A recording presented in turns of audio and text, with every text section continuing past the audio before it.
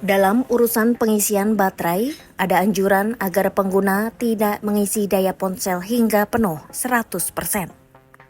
Saran itu disebut dapat membuat baterai health atau kesehatan baterai menjadi lebih awet ketimbang pengisian dilakukan hingga penuh.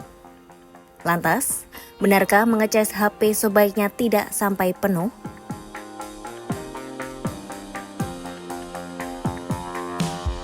Pada dasarnya, tidak ada aturan baku mengenai angka pastinya.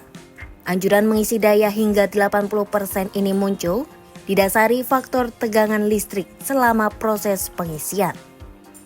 Secara umum, pengisian daya terdiri dari dua proses, yakni pengisian daya dari 0 hingga 80% dan berlanjut ke 80 hingga 100%.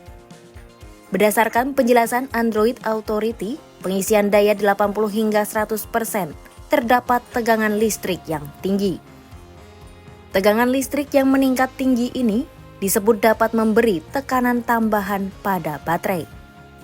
Sedangkan kisaran tegangan yang dianggap ideal untuk menjaga ketahanan baterai adalah antara 30 hingga 80%.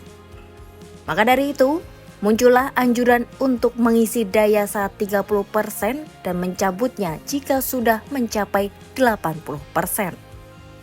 Meski begitu, sejumlah produsen besar telepon seluler tidak memberikan aturan pasti soal batas pengisian daya. Mereka tidak melarang pengisian baterai hingga 100%. Sebab, kondisi penuh justru bisa membantu saat pengguna harus beraktivitas jauh dari sumber listrik untuk waktu lama. Alih-alih membatasi pengisian daya, ketiga produsen besar itu justru menekan pentingnya menjaga suhu perangkat.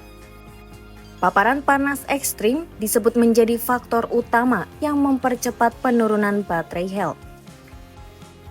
Panas bisa timbul karena berbagai hal, seperti mengisi daya sambil bermain ponsel, mengecas dengan casing terpasang, atau menaruh ponsel di bawah sinar matahari langsung.